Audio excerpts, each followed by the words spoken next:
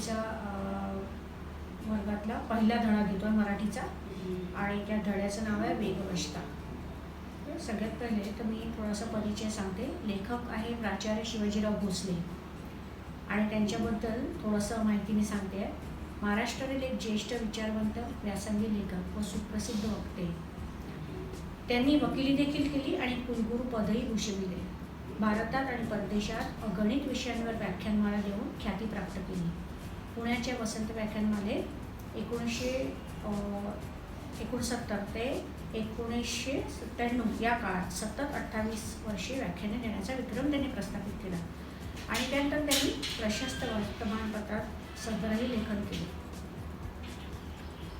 त्यांना आदर्श शिक्षकाचा पुरस्कारही मिळाला आणि त्यांनी पुष्कळ सदरामध्ये लेखन केलेलं आहे आणि दीपस्तंभ, मुक्तिगाथा, महामानवाची यक्षप्रश्न, कथा वक्तृत्वाचे जागर, हितगोष्टी, प्रेरणा, देशोदेशीचे दार्शनिक जीवनवेध इत्यादी. आता हा पाठ कशाबद्दल आहे त्याची पार्श्वभूमी मी तुम्हाला सांगते. लेखकाला मानवाचा अतिवेगाने गाडी चालवण्याचा अट्टहास विकृत वाटतो. वेळ आणि श्रम वाचवण्यासाठी गाडीचा उपयोग लेखकाला पटतो, पण खूपदा भारतीय लोक पाश्चिमात्य वाऱ्याला बळी पडतात. या पाठाद्वारे लेखकांनी मानवाला जाणीव करून दिली आहे की अंतर कमी, माणसे खूप, कामे फारशी नाही तरी त्याला उगाचच वाहनाची गरज भासते. हे चुकीचे वर्तन आहे. अकारण गाडी वेगात चालवणे, गरज नसताना कर्ज काढून वाहन खरेदी करून पैशाचे सोंग घेणे व वाहनाचा विनाकारण उपयोग करणे आणि शरीराला अपायात उचलणे आहे. निसर्गाच्या विरुद्ध जाऊन वाहनरूपी यंत्राची जवळीक साधून स्वतःचं शरीर आरोग्यापासून वंचित करून आपणच आपला अंत वेगवान गाडी चालवण्याच्या सवयीने ओढवतो. लेखकाने हे अमूल्य प्रेरक विचार मांडून मानवाला मंथन करण्यास भाग पाडले आहे. आता आपण धड्याकडे वळू. वेगवष्टा हे जे शीर्षक आहे धड्याचे, वेग स्पीड, गाडीचा जो वेग असतो, वशता वश करणे, आपणे बस में ले लेना, आपण जसं करू तसं तो वागेल असा प्रकार, जी वेगवष्टांचे वेगाच्या आहारी जाणे. ठीक आहे. याच्या गाडीच्या संदर्भात आहे की वेगाने गाडी चालवणे आजकाल फॅशन झाली आहे, त्याच्यावरच हा धडा आहे. हे वेगवष्टा उगीच गाडी वेगाने चालवायची आणि त्याचे परिणाम मग काय होतात त्याचं वर्णन याच्यात आहे. ठीक आहे. तर आता मी सुरुवात करते. वेग हे गतीचे एक रूप आहे. आपले जीवनही स्थिती आणि गती यात विभागले आहे. थांबणे, चालणे, धावणे असे जीवनचक्र फिरतच असते. आपल्या विचारांनाही गती असते, जिला आपण प्रगती म्हणतो. ती विचारांची गती असते. गतीला जेव्हा दिशा असते तेव्हाच ती प्रगती या संज्ञेला प्राप्त ठरते. दिशाविहीन गती ही अधोगती ठरते. आजच्या जीवनात विलक्षण वेगवानता आढळते. रस्ते वाहनांनी व्यापलेले असतात आणि माणसे घरात राहतात, म्हणूनच अल्पकाळ तरी स्थिर राहतात. एरवी गतीपायी अगतिक होतात. आता याच्यात सगळ्यात पहिले मी हे सांगितलं की गती, माणसाच्या जीवनात गती असते, विचारांना गती असते. ठीक आहे. हे जीवनचक्र आहे. याच्यात त्यांनी हे म्हटलं आहे की पण रस्ते वाहनांनी व्यापलेले असतात. म्हणजे रस्त्यावर माणसं कमी, वाहने जास्त असतात आणि माणसं घरात राहतात, म्हणूनच अल्पकाळी थोड्या वेळासाठी ते स्थिर राहतात. नाही तर जर ते घरात नाही राहिले तर माणसंसुद्धा वाहनांच्या आणि माणसांचा हा जो क्रमांक मला वाटतं एक बरोबरीने राहिला आहे. ठीक आहे. आता याच्या अधोगती म्हणजे खाली जाणे, अवनती, दुर्दशा आणि अल्पकाळ म्हणजे थोड्या वेळासाठी. ठीक आहे. तर याच्यात हे सांगितलं आहे की थांबणे, चालणे, धावणे हे जीवनचक्र आहे आणि आपल्या विचारांना पण गती असते. आपल्या विचारांच्या गतीला प्रगती म्हणतो. आपण जर विचार करू तेव्हाच आपण काही ठरवू शकतो जीवनात, मग आपण पुढे जातो जीवनात. ठीक आहे. पण वाहनाची जी गती असते ती वेगळी, विचारांची गती ही वेगळी. विचारांची गती नेहमी चांगली असते, पण वाहनांची गती मात्र आपल्यासाठी अपघात ठरवते किंवा त्याच्यात दुर्घटना होऊ शकतात की वाईट आहे आपल्यासाठी. विचारांची गती चांगली आहे, पण वाहनाची गती आपल्यासाठी धोकादायक आहे, अपायकारक आहे. ठीक आहे. आता अहोरात्र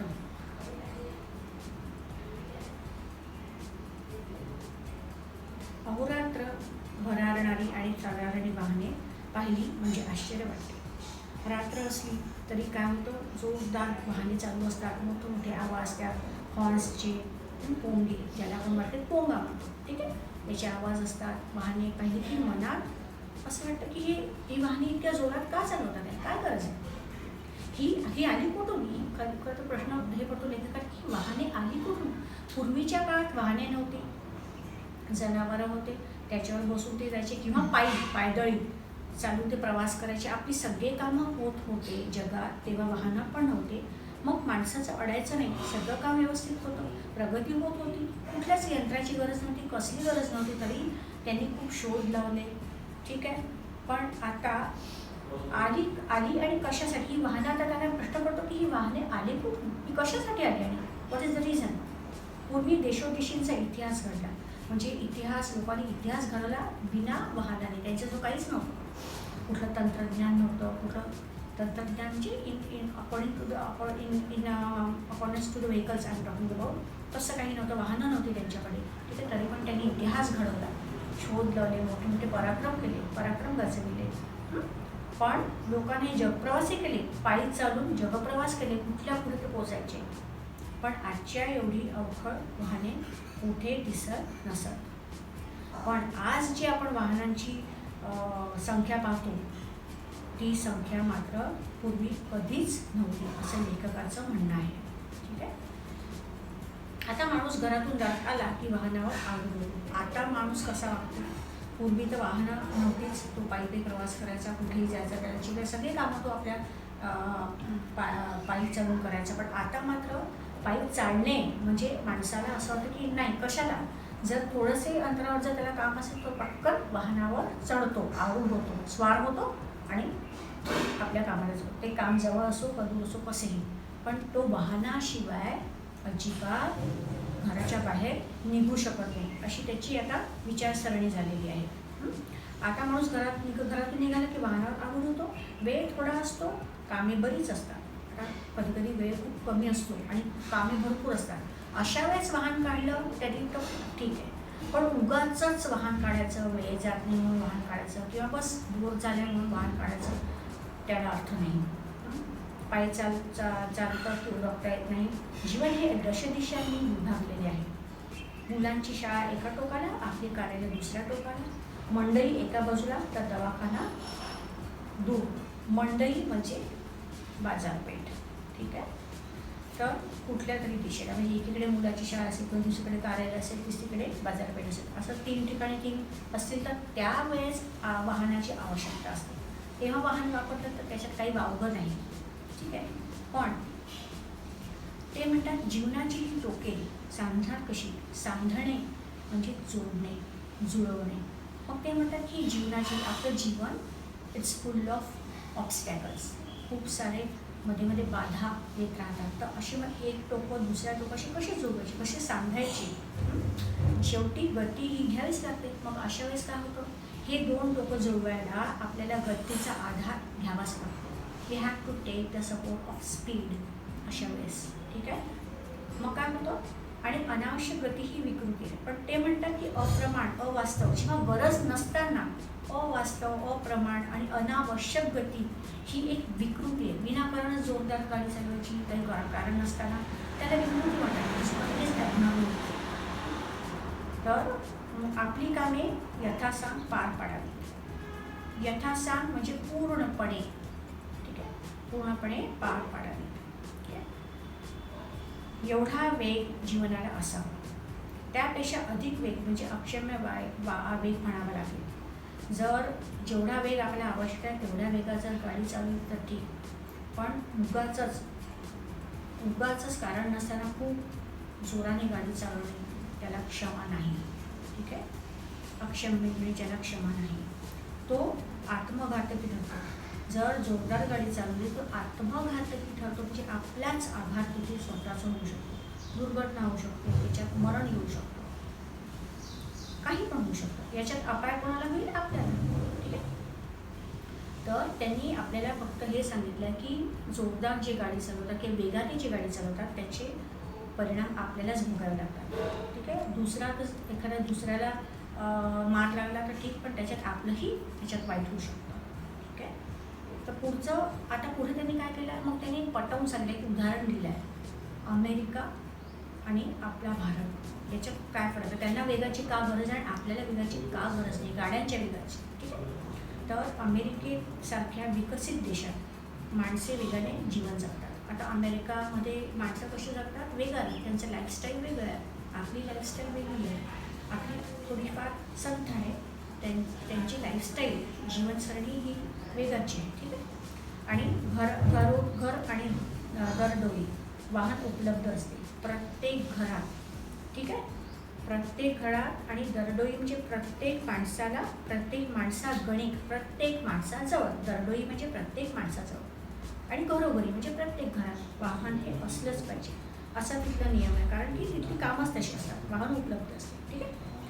आता फरक, there is a comparison and there is जे त्यांनी तुलना केलेली आहे. अमेरिकेत काय, आपल्या भारतात काय फरक. ठीक आहे. तर तिथले रस्ते कसे असतात, खूप मोठे, रुंद, ब्रॉड, सरळ, काही हॉर्डल्स नाही, कुठे बाधा नाही, काही नाही, निर्विघ्न जिथे काही ट्रॅफिक नाही, रस्त्यावर काही माणसांची जा नाही, गाडीचे तसे छान मोठे रस्ते, रुंद आणि शांत, असे निर्विघ्न, जिथे काहीच विघ्न नसतं, अडथळे नसतात, असे एक मार्गी, वन वे ज्याला म्हणतो असतात. घरे, कार्यालय, बाजारपेठ या निदान 100 मैलांचे किमान अंतर असते. घरापासून काम असेल तर 100 मैल त्यांना दूर जाऊन आपली कामे करावी लागतात. ठीक आहे. मग वाहनांची गरज पडणारच. पण जवळच्या जवळ सगळे असे सहसा नसते. ठीक आहे. काही जवळपास असं एखादं कार्यालय, शाळा असं कधीच नसतं. सगळं त्यांचं खूपच दूर असतं घरापासून. म्हणून त्यांना प्रत्येक घरात प्रत्येक माणसागणिक वाहनाची अति आवश्यकता आहे. म्हणून अमेरिकेत वाहनांची गरज आहे. ही कारण त्यांनी दिलेली आहे. ठीक आहे. आता अंतरावरच्या गोष्टींची जवळीक साधण्यासाठी दूरवर जावे लागते.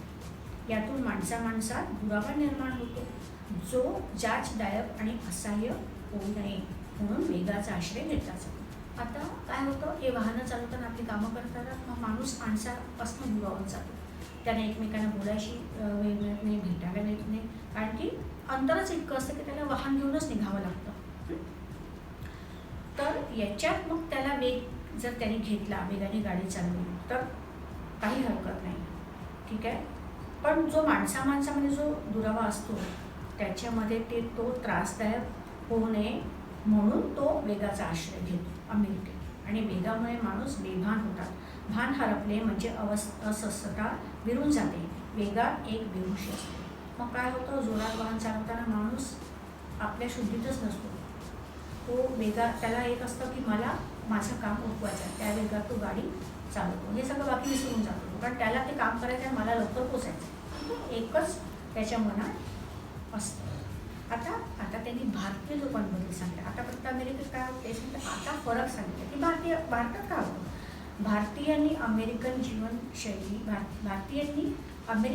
शैलीशी पत्करण्याचे कारण नाही. मग ते म्हणतात भारतीयांची जी जीवनशैली आहे, लाईफस्टाईल आहे, ती पूर्ण वेगळी आहे. त्यांनी अमेरिकन लोकांसारखं जगण्याची अजिबात प्रयत्न करू नये. पत्करणे म्हणजे स्वीकारण्याची काही गरज नाही. आपल्याकडे अंतरे कमी आहे, माणसे खूप आहे. आपल्याकडे काय उलट आहे, अंतर कमी आहे आणि माणसं खूप आहे. आणि कामे फारशी नाही, जीवनाची टोके सहज सांगता येतात.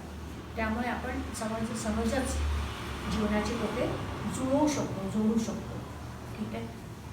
थोडी त्वरा करावी लागेल, थोडं लवकर त्वरा, थोडीशी घाई करावी लागेल. पण भरधाव वेगाने अंतर गाठावे अशी स्थिती नसते. पण भारतात खूप लवकर पोचायचं आहे, मला लवकर जायचं आहे कारण खूप दूर आहे, असं काही प्रश्नच नसतो. कारण अंतर आपल्या इथे कमी आहे आणि वेळ पण भरपूर असतो. त्यामुळे आपण अमेरिकन लोकांसारखं वागण्याची अजिबात गरज नाही. गाडी चालवण्याची त्यांच्यासारखी गाडी चालवण्याची अजिबात गरज नाही. मुंबईसारखे विस्तीर्ण नगर गाड्यांनी सांधलेले असते. गाड्यांना रुळावरून चालतात. त्यात भरकटणे फारसे नसते. गाडीत चढणे म्हणजे माणसांचे धावणे थांबते. आता याच्यात मुंबईचं उदाहरण दिलेलं आहे की मुंबईत काय होतं की पूर्ण रस्ते सदैव काय असतात गाड्यांनी भरलेले असतात, पण तिथे काही गाड्या रुळावरूनही चालतात.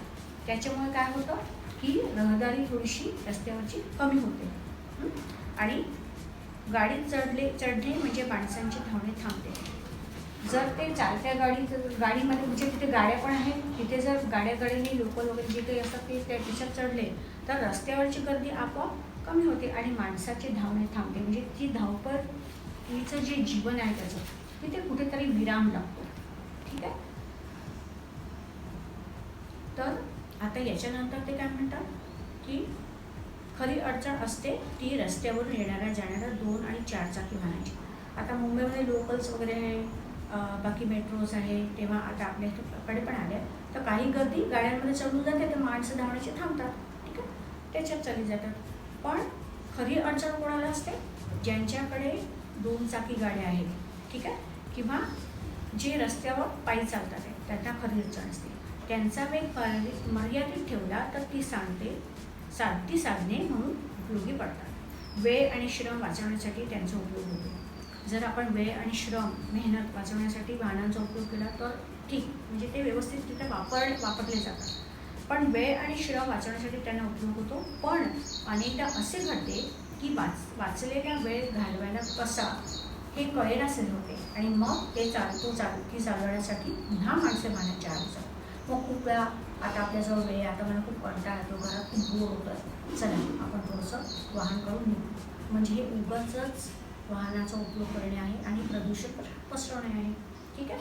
आणि अशा वेळेस काय होतं, प्रदूषण तर होतच होतं आणि उगाचच गाडी काढायची, मुद्दाम वेगाने जायचं, याच्यात काही अर्थ नाही असं लेखकाला वाटतं. आणि आज मला असं वाटतं हे आताही तितकंच तंतोतंत जुळतं आहे, कारण आजही आपण हेच चित्र बघतो आहे की विनाकारण तरुण मुलं लोक उगाचच बाहेर निघतात, वेगवान गाडी चालवतात आणि असं दाखवतात की मैं हिरो, मैं रोड का हिरो, ये रोड मेरा है, असं काही ते चित्र आपल्याला बघायचं. मग त्याच्यावर स्टंट्स करतात दाखवायला मी काय करू शकत नाही.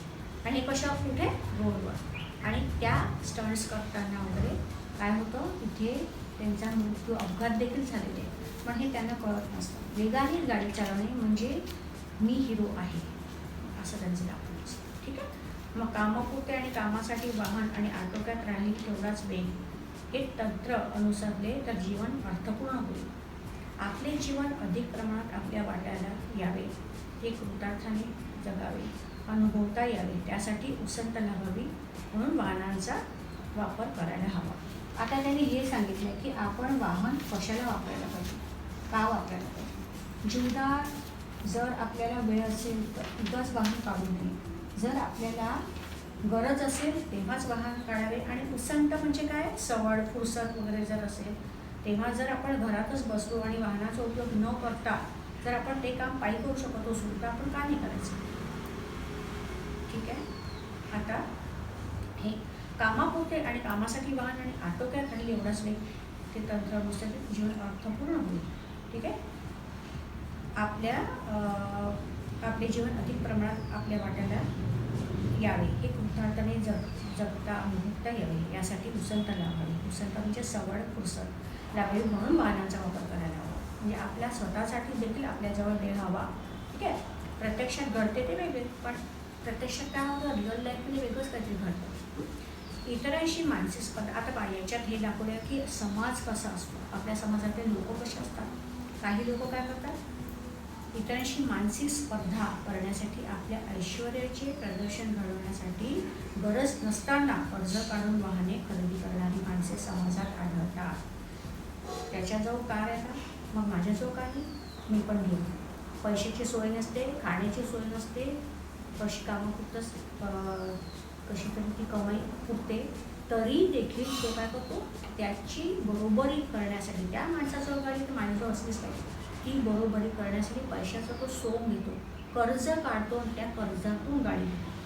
हा मूर्खपणा आहे माणसाचा, पण हे त्याला कळत नाही. त्याला आपलं प्रशस्तपणा समाजात दाखवायचा असतो. अशी माणसं वाटतात. ठीक आहे. कोणतेही महत्त्वाचे काम नसताना पत्नीला मागच्या बाजूला बसवून आर्थिक दुचाकीने सहज फेरफटका मारून आले म्हणजे अयंकाला बरे वाटले. आता काही जण वेळ आहे मग चला टू व्हीलर काढा किंवा काय, मग पत्नीला मागे बसवायचं आणि चला आपण फिरून येऊ, म्हणजे उगीच दाखवायचं, वेळ घालवायचा आणि प्रदूषण पसरवायचं आणि काम नसताना उगीच फिरायचं. ठीक आहे, म्हणजे याच्यात काही अर्थ नाही. नंतर मग काय होतं, पण आहेच वाहन तर 4-6 महिन्यांवरच एखाद्या निसर्गरम्य स्थान किंवा मंदिर पाहण्यासाठी माणसं का जाते. मग लेखकाला हा विचार करतो, जर तुमच्याकडे वाहन आहे तर असं फालतू उगाचच फिरण्यापेक्षा जर एखाद्या निसर्गरम्य ठिकाणी जर तुम्ही वाहन घेऊन गेले किंवा एखाद्या मंदिरात गेले तर त्या वाहनाचा उपयोग होईल आणि तुम्ही पण दुसऱ्या वातावरणाचा, निसर्गाच्या जवळ जायला आज माणसाला वेळ नाही. तो सतत वाहनावर अवलंबून असतो, पायी चालायला वेळ नाही, निसर्गाच्या सानिध्यात, निसर्गाच्या जवळ तो जातच नाही. निसर्ग काय आहे त्याला माहीत नाही, निसर्गाची ओळख त्याला माहीत नाही, निसर्गापासून तो दुरावलेला आहे. मग तो जवळ कसा जाऊ शकतो, असा वाहन उगाचच घेऊन फिरण्यापेक्षा तुम्ही निसर्गात जा, सुंदर ठिकाणे पहा, रम्य ठिकाणे पहा किंवा एखाद्या मंदिरात जा. ते धार्मिकता पण तुम्हाला, धार्मिक वृत्ती पण होईल आणि निसर्गात गेले तर निसर्गाची ओळख होईल. तो आपला देव आहे हे याचं पण त्याला ज्ञान प्राप्त होईल, तो निसर्गाच्या अजून जवळ जाईल.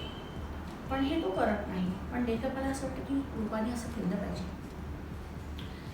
एखादा लक्ष्मी रोड, महात्मा गांधी मार्ग किंवा जंगली महाराज रस्ताच का पसंत केला जातो. आता या रस्त्यांची नावं आहेत, लक्ष्मी रोड आहे, महात्मा गांधी, हे सगळ्या ह्या रस्त्यावरच लोक का जातात, निसर्गाच्या जवळ का जात नाही, मंदिरात का जात नाही, या रस्त्यावर उगाचच का फिरतात. देहू, आळंदी, सिंहगड, बनेश्वर, विठ्ठलवाडीचेच रस्ते का दिसत नाही. मग देहू, आळंदी हे धार्मिक स्थळ आहेत, सिंहगड इथे शिवरायांचा पराक्रम गाजवत पूर्ण तिथे इतिहास आहे, बनेश्वर, विठ्ठलवाडी इथे का जात नाही. तुमच्याजवळ वाहन आहे का त्याचा दुरुपयोग कसा का करता, सदुपयोग करा. त्यांनी सांगितलं की या ठिकाणी जा वाहन घेऊन, त्याचा सदुपयोग होईल, तुमच्यामध्ये पण बदल होईल, तुमच्या वृत्तीत बदल होईल. ठीक आहे. वाई, सातारा, फलटण, कराड अशा गावी वाहनाची एवढी निकड आहे का. आता ही छोटी छोटी गावं, वाई, सातारा, फलटण, कराड अशा ठिकाणी पण निकड म्हणजे खरंच गरज आहे का, गरज नसताना जरुरी आहे का, तरी पण वाहन काढून तिथे जायचं, जवळच्या जवळ तरी पण वाहन काढायचं. ठीक आहे. शेतमाळ्यात जायचं असेल तर तातडीचा भाग म्हणून कधीतरी वाहन लागेल. आपले राहणे गावाबाहेर होत असेल तर वाहनाचा उपयोग होईल. जर शेतमाळ्यात जायचं असेल, शेतीला जायचं असेल तर गाडी काढून गेला कधी कधी, ठीक आहे, कधी कधी ठीक आहे. जर आपले राहणे गावाबाहेर होत असेल तर वाहनांचा उपयोग होईल. गावाच्या बाहेर तुम्ही राहत असाल, तुम्हाला शेतात जायचं असेल तर तुम्ही गाडीचा उपयोग करा. ठीक आहे. पण सहज आणि सुखाने येणे जाणे सोडून वेगाने येरझारा कशासाठी घालायच्या. सहज आरामात जाणं होऊ शकतं गाडीने, हळू वेगात, तसं न करता येऊन जाऊन सतत येरझारा मारायचं जाणे आणि करायचे ते वेगाने, याला काहीही अर्थ नाही. असं का करायचं. आहेच गाडी तर मारूया चक्कर, अशी भावना बाळगून रस्त्यावर अडचणी निर्माण करणारे रसिक संख्येने वाढत चालले आहे. रसिक म्हणजे हे ज्यांना रस्त्यावर उगाचच फिरायला आवडतं, ते म्हणतात की असे रसिक आए वाहन तर चलो थोडं घूम के आ जाते असं, अशा वृत्तीचे लोक रसिक खूप आढळतात, ज्यामुळे दुर्घटना होते, प्रदूषण वाढतं आणि नको तेव्हा तिथे ज्या लोकांची चुकी पण आहे त्या लोकांना पण अपघात होतात. ठीक आहे. आणि वाहन हे वेळ ही ओळख खूप महत्त्वाची आहे. वाहन हे वेळ वाचवण्यासाठी असते, ते वेळ घालवण्यासाठी नसते. ही तुमच्या आयुष्यात पण ही ओळख नेहमी लक्षात ठेवा. हे तुमच्यासाठी आहे मुलांनो, की वाहन हे वेळ वाचवण्यासाठी असते, वेळ घालवण्यासाठी नाही. It is not to be use for entertainment. You have to make use of the vehicle, not for entertainment. त्याचा वेग वेटाचा असणे अगत्याचे. आणि दुसरा पॉईंट काय की जेव्हा तुम्ही गाडी चालवता त्याचा वेग व्यवस्थित हळूरित्या असावा. खूप घाईने गाडी चालवण्यात काही अर्थ नाही. जर घाईने गाडी चालवली तर त्याचं काय होईल, वाईट परिणाम होईल. आता अगत्याचा अर्थ काय, अवश्य न विसरता. तुम्ही हे लक्षात ठेवा की आपल्याला वेग हळू ठेवायचा आहे. पुढचे वाहन माणसे चालू आणि पळूही शकतात, पण रस्त्याने कोणी चालण्याऐवजी पळू लागला तर त्याचे कौतुक करेल का? ठीक आहे, माणूस चालू पण शकतो, पळू पण शकतो, पण रस्त्याने जर कोणी चालण्याऐवजी पळू लागला तर त्याचे कौतुक होणार नाही. लोक जर चांगला व्यवस्थित माणूस चालत असेल तर त्याला कोणी काही म्हणणार नाही, पण तो माणूस जर पळू लागला तर त्याला लोक नावं ठेवतील. तसंच गाडीचं, जर गाडी हळू चालवली तर कोणी तुम्हाला काही म्हणणार नाही, पण ती गाडी खूप वेगाने चालवली तर लोक तुम्हाला वाईट म्हणतील, तुम्हाला तुमचं कोणीच कौतुक करणार नाही. ठीक आहे, हे कौतुक तुम्हाला स्वतःला वाटतं, पण लोकांना मात्र ते अजिबात कौतुक वाटणार नाही. अपेक्षित स्थळी वेळेवर पोचता येईल. हळू गाडी चालवली तर तुम्ही वेळेवर व्यवस्थित पोचू शकाल. अशा बेताने वाहने चालवण्याऐवजी उगाचच भरता वेगाने चालवण्यात औचित्य ते कोणते? काही अर्थ नाही जेव्हा तुम्ही उगाच जोराने गाडी चालवायची आणि तुम्ही त्यावेळेस पोचणार पण नाही. तर याचं कारण काय? औचित्य काय? तुमचं कारण काय हे असं करण्याचं? ठीक आहे, वाहनाचा वेग वाढला म्हणजे त्याच्यावरचा ताबा कमी होतो. ही पण वस्तुस्थिती आहे, ही फॅक्ट आहे की जर खूप जोरात आपण वाहन चालवलं तर आपला पूर्ण मेंदू कुठे असतो केंद्रित, की मला समोर जायचं आहे, वेग अजून वाढवला, बाकी आपण कशाचा विचार करत नाही. मग अशा वेळेस गाडीवरचा कंट्रोल, ताबा सुटतो. पुढचे वाहन मागे टाकून पुढे जाण्याचा हव्याच्यामुळे अनेक अपघात होतात. हे आपण करतो चालवताना. इथे स्कूटी जाणे दूंगा, मागचा हॉर्न वाजवत असेल तरी आपण त्याला साईड देते, नाही मॅने जाणे दूंगा. आपण समोर गाडी चालवत राहतो भरवेगाने, की मागच्याला समोर नाही जाऊ द्यायचं, हा हट्ट असतो. ठीक आहे, आणि मग काय होतं अशा वेळेस? मग अपघात होतात, कारण आपला ताबा त्याच्यावरचा सुटून जातो. रात्रीच्या वेळी विलक्षण वेगाने धावणारी गाडी रातराणी म्हटली जाते. रात्री भरधाव वेगाने प्रवास करून पार पाडावे एवढी महत्त्वाची कामे दरवेळी असतात का? मग ते म्हणतात रात्री खूप जण भरधाव वेगाने गाडी चालवतात. रात्री त्यांचं असं म्हणणं आहे की जी कामे तुम्ही दिवसा करू शकता, पण रात्री कामही करायची गरज नाही. गाडी कशाला काढता? कारण रात्री अंधार असतो, समोर खूप वेळा प्रत्येक ठिकाणी लाईट असतात, असं पण नसतं, वीज नसते खूप ठिकाणी. अशा भागात पण मग वेगाने गाडी चालवतात. अशा वेळेस काय होतं, पुन्हा अपघात व्हायची भीती असते. मग रात्रीची कामं तुम्ही दिवसा शक्यतोवर दिवसा आठवा, रात्री वाहन काढण्याची गरज नाही. मग वाहनाचा वेग अनिवार्य झाला तर चित्ताची व्यग्रता वाढते. व्यग्रता म्हणजे गर्क, गुंग होऊन जातो.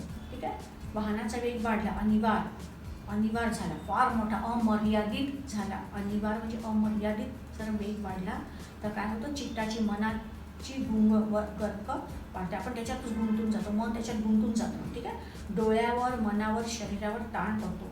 या सगळ्या भागांवर त्या फक्त थोड्या वेगाने गाडी चालवते त्याचे परिणाम पूर्ण शरीरावर परिणाम होतात. मन एकाग्र राहत नाही. म्हणजे एकाग्र कुठे असतं? त्या स्पीडवर, की मला समोर जायचं, वेगावर कंट्रोल असतो. तिथे ताबा फक्त आपल्या गाडीवरचा ताबा नसतो. डोळ्यावर, मनावर, शरीरावर ताण पडतो. शरीरभर अनावश्यक स्पंदने निर्माण होतात. स्पंदने म्हणजे कंप तयार होतो, थरथर धडधड होते आणि हादरे बसून मज्जातंतू आणि मणके कंपवत होतात. हादरे बसू शकतात मध्येच. मग काय होतं, मज्जातंतू आणि कमरेची, पाठीची दुखणे मागे लागतात. ठीक आहे, तिथे पण दुखापत होते, दुखणं सुरू होतं. आपण बघितलं ना खूप जणांना की गाडी दोन असेल तर मानेला त्रास होतो, मग ते पट्टा लावतात, स्पॉन्डिलायसिसचा त्रास होतो, हात दुखतो. हे सगळं अति गाडी चालवण्याचे परिणाम आहेत, वाईट परिणाम जे शरीरावर. जर तुम्ही कामापुरतं वाहन चालवलं तर तुम्हाला काही शरीराला काही इजा होणार नाही, कुठले रोग मागे लागणार नाही. पण तुम्ही सतत गाडी चालवली तर मग हे असे रोग मागे लागतात. मग काय होतं, कमरेची, पाठीची दुखणी, वाहन चालकाची व्यथा असते. ठीक आहे, दुखणं मागे लागतं. बसणे, उठणे, ताण, जीवनातले ताणतणाव वाढवून पोचणार तरी कुठे? मग तुम्ही कुठे पोचणार? हे सगळं करून तुम्ही कुठे जाल? ठीक आहे, मग त्यांना असं वाटतं की हे आपले कर्तव्य आहे की आपले स्वत्व, आपली स्वस्थता मिळवून देणारं अस्वाभाविक वेग कमी करणे. आपली मनाची स्वस्थता जाते जर आपण खूप वेगाने गाडी चालवली तर. मग हे सगळं थांबवण्यासाठी आपण इतकंसं काम करू शकत नाही का? कोणचं काम? गाडी कमी वेगात चालवायची. हे आपलं कर्तव्य आहे. उगाच भावविवश होऊन वेगवश होऊ नये. अनाठायी वेगामुळे पोचण्यापूर्वीच अंत होण्याची शक्यता वाढते. अनाठायी म्हणजे व्यर्थपणे. उगाचच वेगवान गाडी चालवली तर उगाचच अनाठायी वेगामुळे कामाच्या ठिकाणी पोचण्यापूर्वीच आपला अंत होऊ शकतो, आपला अपघात होऊ शकतो. काम राहिलं बाजूला, रस्त्यातच आपला अपघात होऊ शकतो. तर इतकं सुंदर वर्णन आजही लागू पडतं. इथे या धड्यात वर्णिलं आहे. इथे हा धडा संपला आणि याचा जो स्वाध्याय आहे तो मी पुढच्या व्हिडिओमध्ये टाकेल. त्याची लिंक मी डिस्क्रिप्शन बॉक्समध्ये देईल. आणि मला असं वाटतं की तुम्हाला कळला असेल धडा. जर तुम्हाला काही अडचणी आली तर तुम्ही कमेंट बॉक्समध्ये तुमच्या अडचणी लिहू शकता. Thank you for watching my video. Please subscribe my channel and hit the like button. Thank you.